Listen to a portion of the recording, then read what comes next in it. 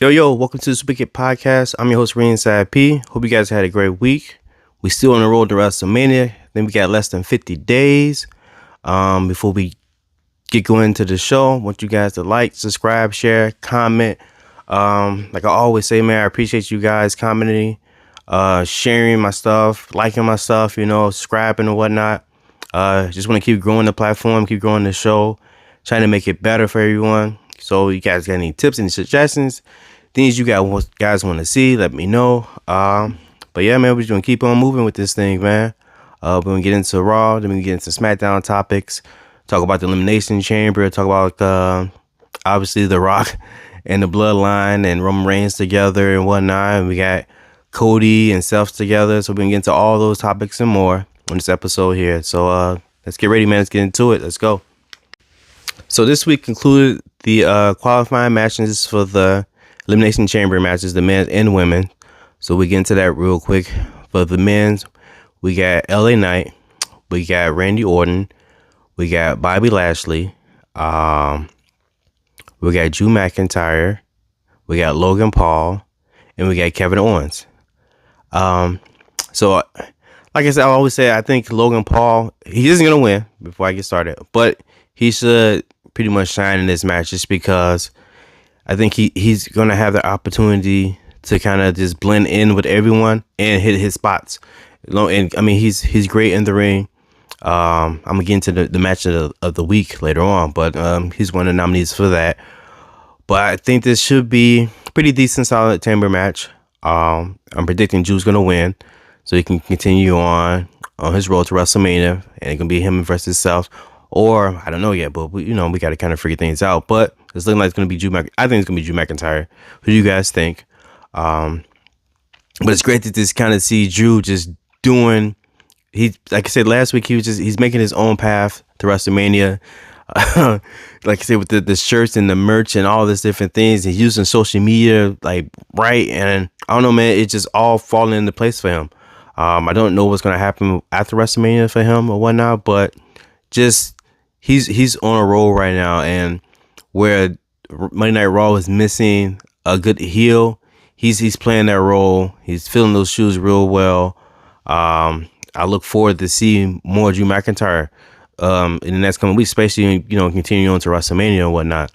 Just what he's gonna pull out of his tricks and stuff, and the way, like I say, he's just antagonizing the different superstars, on Monday Night Raw and whatnot.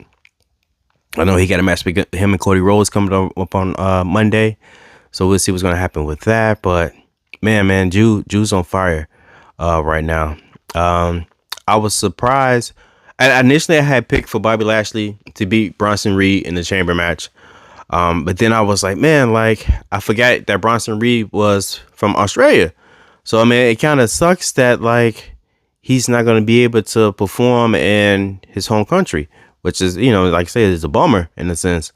And I think he would have been pretty good in the chamber match. So I'm hoping that maybe WWE kind of can do something and use him in some kind of way, maybe on a kickoff show. I know it's still not the same as the actual Elimination Chamber, but at least he would still get the wrestling from his family and friends and stuff like that in Australia. Man, maybe they should just do like I've been saying the last couple weeks, just give me more of Big Bronson Reed, Ivar, and Otis. Put them in a triple threat match. It doesn't necessarily have to be for anything, but just put them in a match together, and I think they will do great in like a kickoff show or whatnot. But yeah, man, WWE do something with Bronson Reed in Perth, Australia, just because this is hometown. You got Rhea there and whatnot, and I know we got Grayson Waller doing the Grayson Waller effect, the show in the Elimination Chamber and whatnot. So use Bronson Reed this weekend, coming up. He should be there in some capacity or whatnot. If he can't, unless he can't, but if he can, he needs to be used. What do you guys think? I'm still loving Evil Shinsuke Nakamura, especially him cutting all his promos in Japanese and his native tongue, and them just kind of adding the background and the lighting and whatnot. I wish they would kind of just do it in like an evil anime style, just for him, or whatnot. But I want them to kind of push him more as a heel. I don't necessarily know if he's gonna make it to be a world champion, but I think if they're gonna make this the number 2 belt or whatnot, then do so. Allow him to be able to be champion for a little bit. And see, just give him the belt. I think he deserves it or whatnot. I know he had a match against Sami Zayn. He beat Sami, so I'm hoping that they're able to allow superstars to build some type of momentum towards something. Them beating each other or winning matches or whatever or something is going to mean something in the future for them. But also we saw that Sami Zayn lost, so he's kind of been on a losing streak. And I'm thinking I'm gonna go ahead and say it that I think when they have the Money in the Bank, which is in I believe Canada, in Montreal, but maybe not Montreal, but I know it's in Canada. He's gonna win. He's gonna win the Money in the Bank, but I don't know if he's gonna successfully be able to cash in. I think he might try to cash in on Roman if Roman's still champion after Mania, and fail. But I think Sammy will win the Money in the Bank. I can't see them allow him to constantly lose like this for no reason at all. So, Sammy, Money Bank winner, Mr. Money in the Bank this year. I can see that for him, definitely. But yeah, man, back to Shinsuke. I just want to see more of Shinsuke winning matches and having matches that mean something. No throwaway matches or whatnot. So, give me more evil Shinsuke, man. Also, we had Jey Uso this past week on Monday Night Raw. He was in a 6-man tag match with the New Day versus the Imperium. And so that's leading up to Jey versus Gunther for the Intercontinental Championship. I don't think Jey's going to win, but I think it should be a good match. I need them to do more with Jey. If you're calling him main event Jey Uso, let this man win some big matches, so he can hold that name accurately for himself. But if he's not going to win the championship and the Continental Championship, I would like for it to play out this way. Whereas you already have Ludwig and Giovanni beefing with the New Day, so those kind of guys kind of cancel out doing their match. I'm sure both sides are going to interfere in a way, and then it's going to still just be Gunther and Jey. I don't want to see Jey lose to Gunther in a clean fashion or whatnot. This is where Jimmy Uso should play a part and come back and interfere and interrupt that and cost yet another championship, leading to Jey versus Jimmy at WrestleMania. What do you guys think? So, also, something interesting that, I don't know, I just lost track. Pat McAfee had mentioned on Monday Night Raw how R-Truth is 52 years old. Like, man, that's crazy. Like, he's been doing this like forever, and he don't even look like he's 52. Like, it's amazing, and he can still go. He can put on a great match, and it just seems like he just gets, I don't know, just more entertaining as the years go on. Like, man, it's just crazy. Like, this whole this Judgment Day thing. Like, I really hope that this all comes together at WrestleMania with R-Truth and The Miz, Austin Truth again, versus Damian Priest and Finn Balor at WrestleMania. They need to really capitalize on the storyline, and this would be a good WrestleMania moment for R-Truth in a way. What do you guys think? Let me know. So, also, we got the super kicks of the week. So the superstar, I'm gonna say that had super kicks of the week. They didn't wrestle in them, but I saw them enter arena in them on Monday Night Raw. Along with Bronson Reed, he had the Jordan 1s, the Wash Blacks. They looked nice, as always. It's cool when when superstars have their kicks and they come in looking fresh with them or whatnot. I won't spend too much details on, but this is just another reason why I'm putting them right here. Another reason why Bronson Reed to be in the Elimination Chamber. The dude got superstar, the super kicks of the week. I mean, that's just more momentum for him to be at the Elimination Chamber wrestling or whatnot. But anyway, yeah. You guys have these. What do you guys think about the Wash Blacks? I almost thought they was Grace, but the Wash Blacks or whatever. I think that they're pretty nice. I'm not really a big fan of the suede on on the shoes just because sometimes it's hard to keep them clean or whatever. But it's still dope. I will rock those. But I got these on right now. The bottoms are dirty. But yeah, man. Bronson Reed, Superstar, Super Kicks of the Week, the Wash Blacks. You guys like them? Do you guys have them? Let me know what you guys think of them. So I know we got the finalists for the men's elimination chamber match. We still waiting to find out who's all gonna be in the women's elimination chamber match. So I'll wait till next week to do that. But one of the matches was Kevin Owens versus Dominic Mysterio, and it's real cool, and it's good to see how far Dominic Mysterio has come as a wrestler, as an entertainer, or whatnot. I say he wears the heat that he gets well. He embraces it. It's great to see. And I just think just that match he had with him and KO was a great match. Just maybe probably one of the better matches I've seen with Dominic Mysterio in a long time. I'm happy for him, and it's good to see what's next for him in the future. And all I can see him just continuing to get better. Maybe he can actually just be like one of the top heels one day in WWE. But it'll probably take for something along the lines of him probably double crossing Rhea Ripley, maybe at WrestleMania or somewhere down the lines. He's gonna betray Rhea and then bring even more heat on himself, make him an even bigger heel. And I think just from that point on, he's gonna just be to the top. There's no ceiling, I think, for Dominic Mysterio in the future. What do you guys? I know some guys. I know a lot of people hate him, but what do you guys actually feel about him as a superstar, just as entertaining? Let me know. And then while they still doing Elimination Chamber, it just kind of got me to thinking about how they used to have the King of the Ring, and then they started the Queen of the Ring, and I feel like they should bring that back and make it actually mean something again. Like when they had the tournament last time, Xavier Woods won, and Zelina Vega won, but nothing came out of that either way. Like it almost I think Woods had ended him getting injured or hurt, but they didn't get title shots or push for anything really, and it was just all right, well, you guys won this, and here it is. But they should have did more with that, I feel, for them, and I hope that they maybe bring that back in some way. Just for it to mean something, even if you just do it, just constantly, just the crowning on Raw or SmackDown, or we got all these different pay-per-views. Do it at Crown Jewel, the King and Queen at Crown Jewel tournament. I think they should bring that back.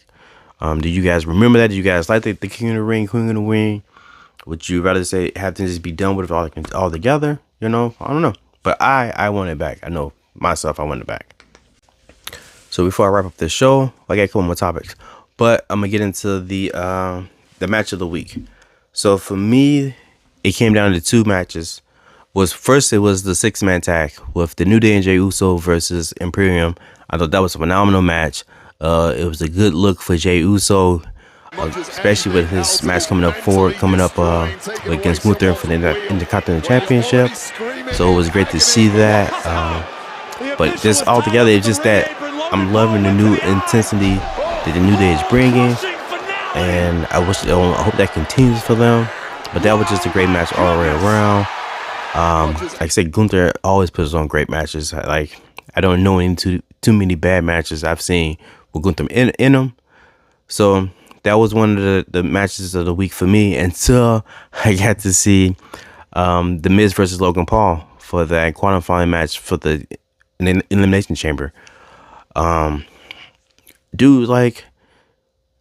Paul is way better than I think people give him credit for, and he's way better than he should be, being that he's not really, this isn't his thing, and you can tell that he's put the work in for it, and he's always getting better week in and week out. Well, whenever we do see him, and now to see that, I think he's been announced from now until Elimination Chamber or whatever, and for him to actually be having his first match on Smackdown, and him and The Miz put on a great show. The back and forth or whatnot, it always made you kind of iffy about if Logan Paul was actually going to win, but he won or whatnot. But like I say, man, I just feel like that for me was the match of the week. Logan Paul versus The Miz. Did you guys have a particular match of the week that you guys had enjoyed the most out of all the matches or whatnot? Let me know. Comment below. Always. So that WrestleMania teaser trailer kind of leads you to believe that at some point there's going to be some type of maybe possible tag match with The Rock and Roman versus Seth Rollins and Cody Rhodes. And I don't know, maybe at WrestleMania Night 1, who knows? But it kind of gives that feel that that's where they're kind of going with that whole thing. And then the different promos that we saw on Monday Night Raw, we saw Cody and Seth in the ring together. And Seth pretty much telling Cody he's going to be his shield, so they formed an alliance going forth, especially for WrestleMania. Seth telling Cody he got his back and everything. And so we see like that's the forming of a team right there, And then we hit up to SmackDown and we got The Rock back with Roman, the Bloodline. And it was interesting to see, I guess we're going to call him the Hollywood Rock, heel Rock. It seemed like some people, people was itching for that. They wanted that version of The Rock back just to be a heel. Actually, this version, the Hollywood version of him, to come back. He came back out with his Versace shirt, $500 shirt with the sleeves cut out, sunglasses, chain on or whatnot. But for me, whereas it seemed like afterwards everyone was all hyped up about him being back and this version of him being back, just watching the promo, it's 2024, and it was kind of like what Cody had said, man. Like, it's a different time, and the things that he was saying, he used to say back in the day to get us all riled up. And man, I know for this nostalgia feeling, people love it, but it just doesn't flow to me in this era of wrestling, in this era of what they've been doing and talking about and handling things and where they've been going about things. Is different, and it stands out. It feels like it's forced to me. I think one of the reasons why I feel like it's forced because of social media. Like, you can instantly see The Rock on social media doing something great, speaking some positivity, or doing some nice business venture. The dude is Maui in Moana Part 2, which is coming out in November. He's the marshal or something. He's something to do, the car marshal or something for Daytona. And it's hard to see him as a bad guy, as a heel, because he's doing all these great things, these nice things. He has the charity for Hawaii and everything for the victims of the fire.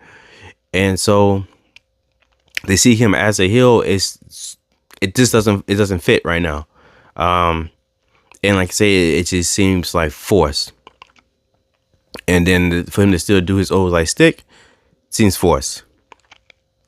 I say it just doesn't go well with everything else that's going on with the bloodline. Like, Roman, outside of him coming out saying, acknowledge me in the beginning, there are no catchphrases. There's no same thing or whatever. And it's like,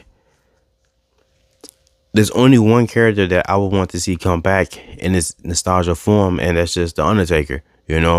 That character itself is timeless, and it doesn't get stale to me. Maybe, and that could just be me. But for The Rock, like, I don't know, this is stuff that he was just saying. It just sounds dated. This version of Rock sounds dated, and it just doesn't go well with, I think, with the current stage of the bloodline. I mean, I give it that they, this is all like cinema, and they put on like a movie, and everyone's saying like, oh man, now they're back to cooking. Before, when The Rock came out, he took Cody's spot. Oh man, what are they doing? WWE's messing it up, and I can't believe this. This is horrible. And now it's back to let them cook. But it's like, yo, what are they cooking? Are they cooking something that's gonna be edible? Are they gonna cook something that we're gonna enjoy, that we're gonna want to eat, or is it gonna be trash? It's gonna be trailer park trash. At the end of the day, like, I guess we just got to wait and see. I don't know, I just wish that if we're gonna get Hill Rock, or I don't want a version of The Rock from early 2000s. Like, that time is over for me. It's 2024. We gotta adjust. We gotta adapt. We gotta change it. We gotta morph this into something different. Because I don't want anything old. And when you give yourself old, it feels like it's stale. And then you get Rock not throwing up the ones, throwing up the L's, and it's like, that's not. It seemed like he was out of place. It seems like, your dad trying to get you to come over and hook up the VCR for you because you're young, So it's like, dog, like, did you forget what to do with your hands, like Ricky Bobby, or what? I'm hoping that they can kind of change it and switch. I know this is like every week they're making adjustments, and it seems like this kind of, maybe it's been the plan the whole entire time. Like people been saying before, it's been a work. Maybe they've been trying to adjust things on the fly and gauge off how the fans are responding to things or whatnot. But still, even him as Hollywood Hill Rock still got over in Utah. The people still loved it. They were still cheering. They were still singing along with The Rock, even though he told them that that's over now. But like him being mean just seems forced, because for so long I've been so used to him giving off just positive vibes, and he just seems like a really just great dude in general. And that's just because this is the era of social media. We have so much access to everyone that it's hard that you don't. I guess you use that kayfabe of appearance. So when the guy's actually just a heel, you don't know what he's doing, nice things that he's doing behind the scenes, and so you just get to see him Monday or Friday or whatever, and he's a heel, and that's all you know about him as that. Man, I'm trying to just, I guess, suspend my reality or belief and seeing him on other stuff, and just kind of just focus more on this character, this heel Rock character going forward, and maybe that might change my opinion on things. But right now, I'm not really. I felt like it wasn't the best segment that I expected. They had built it up and hyped it up so much that The Rock and Roman is going to be on Smackdown together or whatnot, and I don't know, man. It just wasn't the best thing to me. I saw how someone was saying how the reason why, Rock is wearing the $500 shirt and the chain and the glasses to remind people that he's at a different level than everyone else.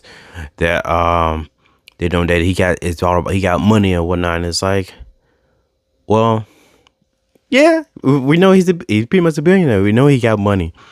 But Roman, though, doesn't need to wear that stuff to know that he's the top of the food chain. He's the head of the table. He's been dominating. He didn't put the work in that showed that he's been number one, that he's the top. And when you got everyone else that's outside of Paul Heyman wearing merchandise, WWE merchandise, Roman got his shirt on, Jey Uso got his shirt, Solo got his shirt on, and Rock is dressed like he's dressed. I know people were still trying to say it was giving the old Nation of Domination vibes, but I still think that was different too, a different feel. It didn't hit the same. The fist in the air doesn't hit the same as this when Rock is doing this instead of doing that. So I don't know, man. I just hope that they kind of change things up and make it better going forward. And when the next time we're going to see The Rock on SmackDown, The Rock and Roman on SmackDown, are we going to get to see more of them going forward? Are they going to make more appearances? I know that Seth and Cody are on the Grayson Waller effect at the Elimination Chamber. Will The Rock and Roman pop up? Who knows? I mean, for heel Rock to work to me, I think that we will need to see more of him as a heel. Doing stuff that heels should do. not in a cowardly way or whatnot. Like, I want him to be a dominant heel if he's going to be heel.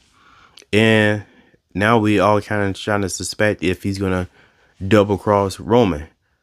Because in the conversation in the promo, he pointed and he said, I'm going to make sure everything in my power to make sure that you walk out WrestleMania as a loser, as he's pointing at Roman Reigns. And it's like, but he was talking about Cody, but he pointed at Roman.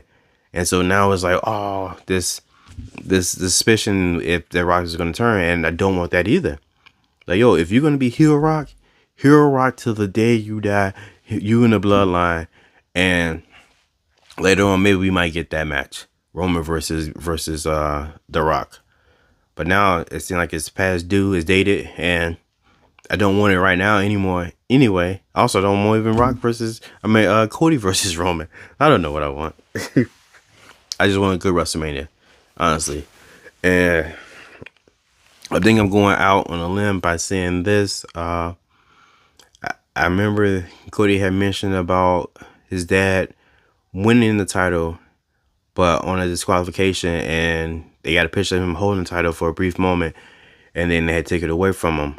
I think history will repeat itself for WrestleMania, in a way. Cody Rhodes will win the match, but he would not win the title, and this will allow Roman to continue on to beat Hogan's record, and it doesn't hurt Cody, and it doesn't hurt Roman too bad if the outcome plays out this way. We just don't know how we the fans are going to react to this if it plays out like this. But I think that's a good way to think. Cody wins the match but doesn't win the title. And I don't think there's been only one other match where Roman has been disqualified. And I think that was the match with him and Seth Rollins, where Seth Rollins won the match but didn't win the title. And they never played back to that again. And that was kind of just it. They never had a rematch. They never mentioned it again. That was just it. And things just kept continuing on afterwards. How do you guys think that WrestleMania is going to play out? Do you think we're going to see a tag team match with the Bloodline versus Cody and Seth? Do you think Seth might stab Cody in the back? That's the thing too. Seth been doing this. He's been the workhorse champion this whole time, and then only for Cody Rhodes to come in and he's now the face of the company. He's the guy that could make Seth jealous in a way, and Seth could get that heel turn, which would lead to him betraying Cody, and now you can get another match between Seth and Cody. Cody could beat Seth, and then still quote unquote complete the story. If his story is to win a WWE title in some way, that would be completing his story. Or do we see The Rock betray Roman, and then we set up a Rock versus Roman match at SummerSlam or somewhere down the line? Or Cody just flat out beats Roman. You know, it's so many now. It feels like there's so many different possibilities. It does make it a little interesting going forward, but I don't know, man. It's going to be something to watch and see how things play out in these next coming weeks at WrestleMania. What do you guys think? Let me know what you guys think how WrestleMania is going to play out. As always, I appreciate everyone for checking in, tuning in weekly, help me get my views, subscribing, liking, commenting. Please continue doing so. I can't wait for Monday Night Raw to be out here next month, and then I'll be going to WrestleMania for both nights. Hopefully get some content out there to post. I don't know if I'm gonna be able to do a show just because I'm be on the road or whatever, not at home, but we'll see. Let's see what I can come up with. Maybe I can try to figure out some way to try to do something. But yeah, man, till next time, adios, peace.